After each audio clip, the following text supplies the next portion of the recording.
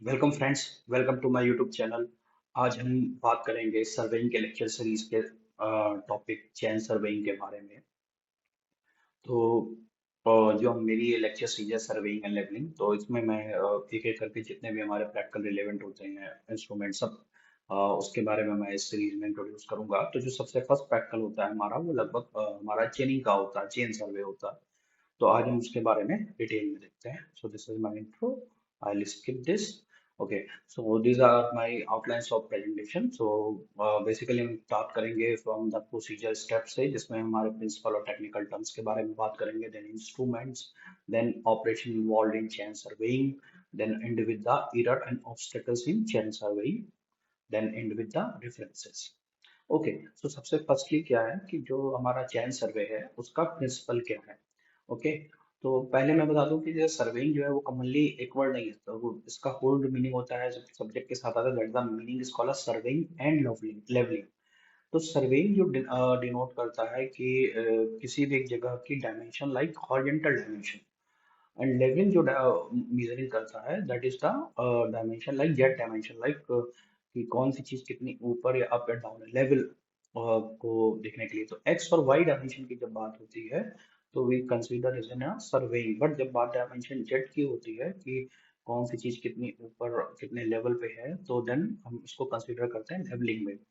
Surveying में भी फिर दो चीजें मेनली कंसीडर होती हैं कि किसी एक पॉइंट से दूसरे पॉइंट की डिस्टेंस कितनी है, और या फिर किसी एक पर्टिकुलर पॉलीगन का एरिया कितना है, फील्ड का एरिया कितना है, या फिर इसके साथ ही किसी दो जो फर्स्ट होता है जिसमें हम डिस्टेंस और एरिया मेजर करते हैं, और जो सेकंड होता है उसमें पार्ट जिसमें हम एंगल मेजर करते हैं।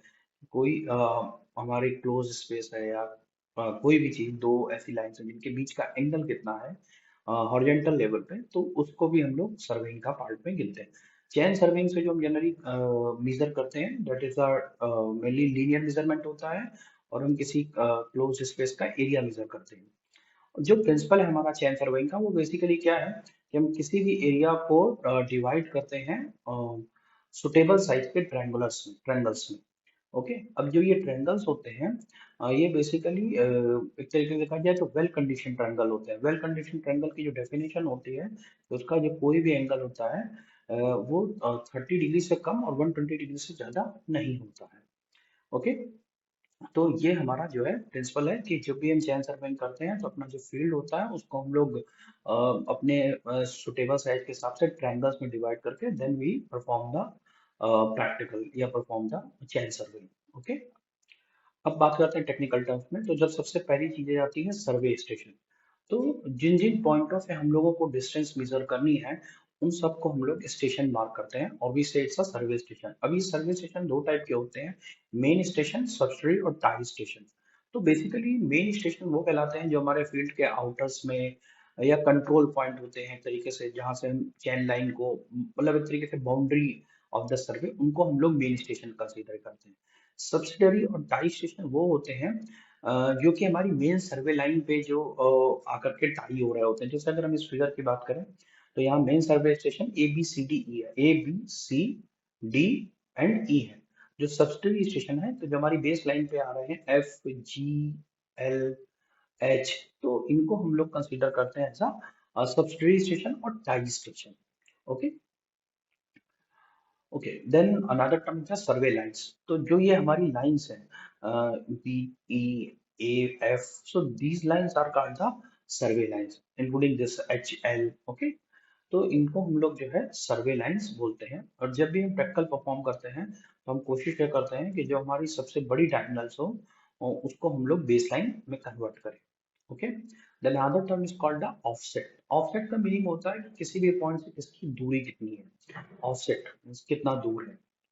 तो इसी चीज को हम लोग ऑफसेट बोलते हैं। और इसको जैसे कि हमारी कोई एक बेस लाइन है, अब इससे हमको अदर्स पॉइंट मेजर करने पड़ते हैं, जैसे कि लाइक ये कोई बिल्डिंग है तो बिल्डिंग का कॉर्नर्स को हम लोगों ने इसको पॉइंट दिया दैट इज द पी। तो यहाँ से इसका दूरी कितनी है बेस लाइन से, तो इसको मेजर करना that is the process comes under offset. Okay, तो अगर हम इसको डायरेक्टली परपेंडिकुलर मेजर करते हैं तो इससे इट्स अ परपेंडिकुलर ऑफसेट, और अगर इस तरीके से हम मेजर करते हैं that is called the oblique offset. तो ये एक तरीका होता है। ओके, अब इसके बाद बात करते हैं प्रोसीजर में एक टर्म आता है ट्रैवर्स। लाइक अगर हम चैन सर्वेइंग परफॉर्म कर रहे हैं तो सर्वेइंग दो तरीके से हो सकता है कि लाइक एक ऐसा जिसका फील्ड एरिया है वो क्लोज्ड हो और एक है जिसका फील्ड एरिया ओपन। ठीक है, लाइक जैसे मैं एग्जांपल देता हूँ कि अगर हम रोड को मेजर करना चाहें तो रोड क्या है, एक लाइक डायरेक्शन वाइज चलती जा रही है, तो उसका जो विड्थ वाला पोर्शन है वो फिक्स जरूर होता है बट वो हम उसको क्लोज नहीं मार सकते। तो अगर इस तरीके की जब हम कभी सर्वेइंग करते हैं लाइक कोई वाटर बॉडी हो जो कैनल टाइप की, तो इस तरीके की सर्विंग होती है that is called the open traverse. और जब हम किसी फील्ड का जो कि पूरी बाउंड्री क्लोज हो रही है और उसको हम एग्जामिन करते हैं देन वी से it's a close traverse. Okay. Ranging, ranging means होता है रेंज यानी कि दिखना, दूरी दिखना। तो किसी एक पॉइंट से दूसरे पॉइंट तक की जो बीच की दूरी होगी दैट इज कॉल्ड, जहां पे हम पॉइंट से खड़े होकर के दूसरी जगह का रेंज देखेंगे it's called a ranging. Okay. अब बात करते हैं इंस्ट्रूमेंट्स की। तो इंस्ट्रूमेंट में जो सबसे इंपॉर्टेंट इंस्ट्रूमेंट है दैट इज द चेन। तो चेन बेसिकली कई टाइप की होती हैं, हम यहाँ पे जो यूज करेंगे वो हमारी मैट्रिक चेन होती है। बट बेसिकली अगर बात करें तो कई सारी चेन आती है, मैट्रिक चेन, गुठा चेन। तो उसके लिए मैं एक अलग से प्रेजेंटेशन दूंगा, बट जो हम लोग साइंस सर्विंग में मेनली परफॉर्म करते हैं उसको हम लोग मैट्रिक चेन बोलते हैं। मैट्रिक चेन में जो ये होता है दैट इज द हैंड हमारा, जिसपे हम लोग उसको हैंड कब्जा, जिसको हम लोग उसको पकड़ते हैं या फिर उसमें हम अदर इंस्ट्रूमेंट को उसमें फिक्स करते हैं, मैं आगे बताऊंगा। तो इसमें जो यहाँ पे ग्रूव्स का दिख रहा है, इसी ग्रूव्स पे ही हमारा लेटर मिस लेटर प्रिंटेड होता है, ग्रूव्स होता है कि वो कितने जो चैन है वो कितने मीटर की है। ओके। अब इस चैन का जो एक सेंटर टू सेंटर ये डिस्टेंस है एक कड़ी लिंक की, वो 200 mm है, यानी कि 20 सेंटीमीटर। बट जो उसका जो पहला लिंक होता है वो छोटा होता है 113, ताकि उसकी पूरी ये डिस्टेंस 200 आ सके। इसके अलावा हर 5 मीटर पे एक ग्रास का एक टैग होता है, उस टैग में एक ग्रूव्स कट होता है, एक कट होता है। तो वो एक आइडेंटिफाई होता है कि यहाँ पे हमारा एक 5 मीटर, 10 मीटर, 15 मीटर, इस तरीके के कट्स उसमें बने हुए होते हैं, जिससे हम इजिली आइडेंटिफाई कर सकते हैं कि चैन में यहाँ पे अब 5 मीटर कंप्लीट होगा, यहाँ पे 10 और यहाँ पे 50। ओके। तो इस तरीके से इस चैन की एक प्रोफाइल होती है। देन अब हम बात करते हैं टेप की। तो जो मेजरिंग टेप होते हैं वो मार्केट में कई कई साइज में भी आते हैं और कई कई मटेरियल बेस्ड भी आते हैं। अलग अलग मटेरियल में आने के रीजन बहुत हैं, क्योंकि जिसको जिस टाइप की एक्यूरेसी चाहिए उसके लिए उस हिसाब से हमारे टेप्स अवेलेबल है मार्केट में। हम लोग इन generally steel tape, steel band को यूज करते हैं, इजी पड़ता है। बट अगर हमको हायर एक्यूरेसी चाहिए तो उसके लिए हमको इनवर्ट टेप जो है क्या बोलते हैं रिक्वायर्ड होगा। इनवर्ट टेप जैसे हम ये देख सकते हैं तो उसमें जो निकल का परसेंटेज है वो 36% है। ओके। जिसके कारण क्या होता है कि जो उसका कोफिशिएंट थर्मल एक्सपेंशन है वो लो हो जाता है, जिसके कारण जो एक्यूरेसी है वो काफी हाई जाती है। मेनली रीजन क्या होता है, जो हम ये प्रैक्टिकल परफॉर्म कर रहे होते हैं we don't know the site की एक्चुअल कंडीशंस क्या है। तो उस केस में क्या होता है कि किसी भी मटेरियल का थर्मल एक्सपेंशन और कॉन्ट्रैक्शन बहुत होता है, जिसके कारण ये एरर्स डेवलप होती है। तो अगर हमको एक हाई एक्यूरेसी चाहिए तो हमको उस हिसाब से अपने मेजरिंग टेप को सिलेक्शन करना पड़ता है। ओके। देन अलग अदर इंस्ट्रूमेंट जो कि हमें में हेल्पफुल होंगे, तो सबसे पहला है एरो। तो ये बेसिकली क्या होता है कि कहीं पे गाड़ने के लिए, चीज़ों को स्ट्रेट करने के लिए, मार्किंग करने के लिए इसको हम लोग यूज करते हैं। Second one is the wooden pad. तो सेम चीज है, सेम फंक्शन है, अपने मार्क करने के लिए होता है। बट इस ये जो जनरली मेड होता है वो वुडन से बना होता है, वुड का पीस होता है, खूंटा टाइप का। ओके। तो इसको भी जनरली हम लोग जब स्टेशन मार्किंग कर रहे होते हैं तो उनके लिए हम लोग इसको लगाते हैं। Third one is the ranging rod. तो रेंजिंग रॉड का काम ये होता है कि जब हम किसी एक स्टेशन से दूसरे स्टेशन को देख रहे हैं, देखने के लिए तो हम लोग जो है ये रॉड्स होती है बेसिकली, इनके ऊपर एक फ्लैग लगा होता है ताकि हमें दूर से दिखाई दे कि हाँ जब flag due to wind speed या फिर जो भी रीजन है, तो एक निश्चित और लिमिटेड दूरी से कि हाँ कि ये हमारे यहाँ पे एक मार्किंग स्टेशन है देखने के लिए। तो इसलिए हम लोग इनको रेंजिंग रॉड, बिकॉज अगर हम पैक को खाली लगा करके स्टेशन मार्क करेंगे तो ये होगा कि पैक ऑलरेडी जो उसकी जो साइज होती है वो केवल 150 mm होती है। ओके। तो अब जब हम इसको जमीन में ऑलरेडी इसको फिक्स कर देंगे तो ऊपर जो पोर्शन आएगा वो बहुत कम रहेगा, तो हम उसको आइडेंटिफाई नहीं कर पाएंगे कि हमारा स्टेशन कहाँ है जब हम दूर होंगे। तो इसलिए जो हमको जो चाहिए होता है that is called the ranging rod. Third one is the plumb bob. तो ये प्लम बॉब का बेसिकली काम क्या होता है कि किसी भी चीज को वो ग्रेविटी के कारण उसको एकदम स्ट्रेट लाना, है ना, कि कोई चीज वो टिल्टेड है या उसको सीधा खड़ा करना, that is the role of the plumb bob. तो जब हम कभी रेंजिंग रॉड या सब चीजों को प्लेस करते हैं, गाड़ते हैं जमीन में, तो अब वो कैसे पता चलेगा कि वो सीधे हैं या स्ट्रेट है या फिर वो टिल्टेड है। तो उसके लिए हमको प्लम बॉब की जरूरत होती है। इसके अलावा लाइन रेंजर की जरूरत होती है दूर से देखने के लिए, और एक और इंस्ट्रूमेंट है जो कि ऑफसेटिंग के लिए यूज किया जाता है, इसको क्रॉस स्टॉक, उसको भी हम लोग यूज करते हैं। इसके अलावा अब बात करते हैं ऑपरेशन इन्वॉल्विंग चेन सर्विंग। तो उसमें हमारा जो सबसे पहला स्टेप होता है जब हम प्रैक्टिकल स्टार्ट करते हैं, तो उसमें सबसे पहली चीज होती है हम सबको आपको स्टेशन जो है वो मार्क करने पड़ते हैं। तो फर्स्ट स्टेप हमारा होता है मार्किंग द स्टेशन। तो उसमें हम स्टेशन मार्क करते हैं और देन हमारी उसी के थ्रू फिर हमारी बेस लाइन भी डिफाइन हो जाती है। अब इसमें हमको वो सारे स्टेशन वाइजली चूज करने होते हैं कि जो कि हमको रिक्वायर्ड होते हैं सर्वे के लिए। जैसे एक बिल्डिंग का कॉर्नर है, इलेक्ट्रिकल पोल आ रहा है, कोई ट्री पॉइंट आ रहा है, तो इस तरीके से हमको सब देखने पड़ते हैं। देन इसके बाद सेकंड स्टेप होता है रेंजिंग। हर एक स्टेशन से एक स्टेशन दूसरे स्टेशन को देखना कि हाँ वहाँ से वो चीज वो विजिबल है या नहीं है। तो इसको देखने के लिए दो तरीके हैं, एक तो हम ओपनली विजन से देख सकते हैं कि हाँ भाई वो दिख रहा है। देन सेकंड वन, अगर वो थोड़ा दूर है तो एकदम परफेक्ट लाइन देखने के लिए कि हाँ वो सीधा है या नहीं, तो उसके लिए हम एक लाइन रेंजर इंस्ट्रूमेंट है उसको भी यूज कर सकते हैं। Okay. Then the third step है कि जितनी भी हमारी सर्वे लाइन है उनको मेजरमेंट करना, कि वो कितने कितने डिस्टेंस की हैं, कितने यूनिट वाइज अगर देखें हम केस में तो कितने मीटर की हैं या फिर अदर। तो ये चीज हमको मेजरमेंट करना। ओके। फिर उसके बाद ऑफसेट मेजरमेंट करना। तो इसको ऑफसेट को मेजरमेंट करने के लिए जनरली हमारे पास क्रॉस स्टॉक करके एक इंस्ट्रूमेंट है वो यूज होता है इसमें। तो ऑफसेट करने के लिए हम दो तीन चीजें, अगर हम परपेंडिकुलर देखना चाहें या स्विंग मेथड, तो उसके लिए हम लोग सब समझते हैं पाइथागोरस। तो उसके लिए हम 3 4 5 मेथड भी यूज कर सकते हैं जैसा कि फिगर में डिनोट है। तो 3 मीटर देन द 4 एंड 5 का अगर मार्क लगाएंगे तो देन इट्स अ परपेंडिकुलर हमारा इजिली ड्रॉ हो जाएगा। देन इसके बाद हाँ, एक स्विंग ऑफसेट भी है कि अगर आप अपनी डिस्टेंस का जस्ट में मार्क कर तो जहाँ ये पॉइंट मिलेगा तो ऑब्वियसली कि वो टेंजेंट पॉइंट होगा। तो इस तरीके से दो मेथड के तो हम ऑफसेट को मेजरमेंट कर सकते हैं। अब बात आती है कि हमने चैनिंग का प्रैक्टिकल परफॉर्म किया तो उसमें क्या क्या एरर हो सकते हैं। तो ये बेसिकली आपको एक क्वेश्चन आपको थियोरेटिकली भी हेल्प होगा। पेपर में ये पूछा जा सकता है कि चैनिंग सर्विस में एरर क्या होते हैं। तो अगर इसमें बेसिकली देखा जाए तो एरर को दूर करने के लिए कई सारे फॉर्मुलेस भी होते हैं जो कि मैंने इस प्रेजेंटेशन में मेंशन नहीं किया है। अपकमिंग में ऑब्वियसली मैं मेंशन करूंगा। सो चेनिंग में जब एरर की बात करते हैं तो दो टाइप के आते हैं। एक तो होता है जब इंस्ट्रूमेंट से एरर हो और दूसरा होता है जब ऑब्जर्वेशनल एरर हो। तो पहला अगर इंस्ट्रूमेंटल एरर एरर है कि जिसमें हम कुछ इंस्ट्रूमेंट में कुछ दिक्कत है, इम्परफेक्शन है उसको है ना हैंडल करने में जिस भी रीजन से, तो अगर इंस्ट्रूमेंट की वजह से एरर आती है that is called the instrumental error. Observational error में क्या होता है, बेसिकली तीन टाइप की इस एरर को तीन टाइप क्लासिफाई किया गया है। ग्रॉस एरर, सिस्टमैटिक और एक्सीडेंटल और रैंडम एरर भी बोल सकते हैं। तो इस तरीके से तीन में इनको क्लासिफाइड किया है। आइए एक बार देखते हैं इनको। तो ग्रॉस एरर बेसिकली क्या होती है कि ये किसी न किसी गलती या ब्लंडर से जब कोई होती है, या इनएक्सपीरियंस नहीं है बंदा, या हमारी लापरवाही के कारण, सर्वे के कारण जब एरर्स होती है, it's called a gross error. जैसे कि कहीं पे पैक डिस्प्लेसमेंट हो गया, एरो हट गया। तो अगर इस टाइप की एरर जब हमारी केयरलेस से होती है तो इस टाइप की एरर को हम लोग ग्रॉस एरर बोलते हैं। फिर इसके बाद आता है सिस्टमेटिक एरर। तो ये टेक्निकल एरर्स होती है जिनके लिए हम इनको फॉर्मूलेस के थ्रू इनको करेक्ट किया जा सकता है। तो इन फ्यूचर हम इस पे एक डिटेल वीडियो बनाऊंगा। तो फर्स्ट वन जो होता है एरोनियस लेंथ ऑफ चेन और टेप के बारे में, देन उसकी रेंजिंग के बारे में।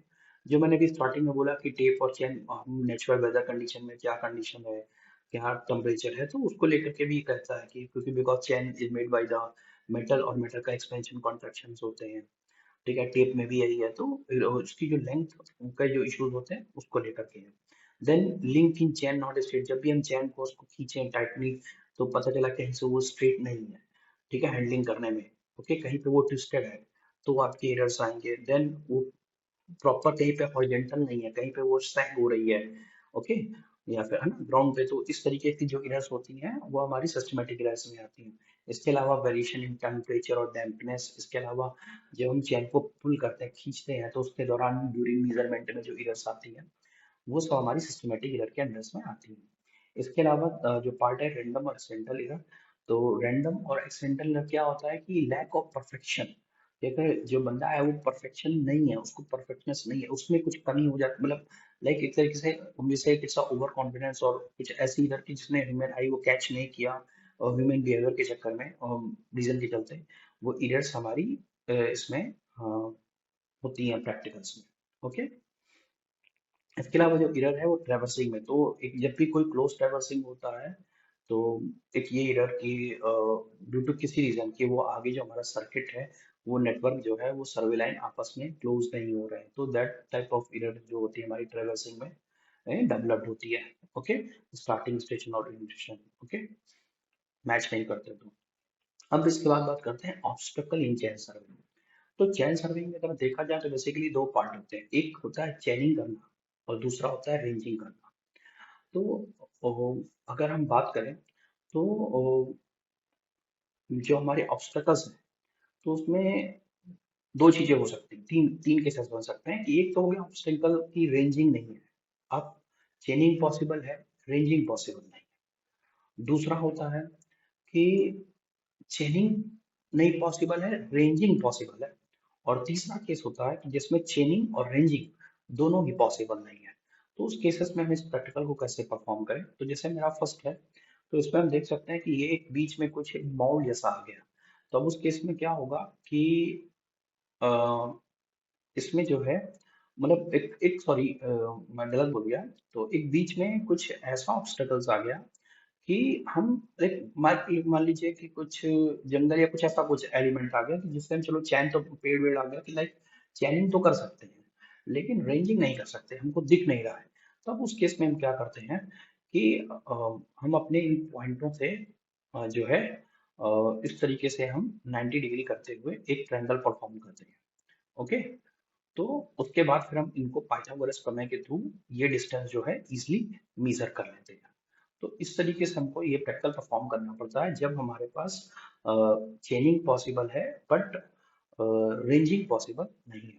सेकंड सिनारियो देखते हैं जिसमें हमारा एक्चुअली रिवर्स हो गया।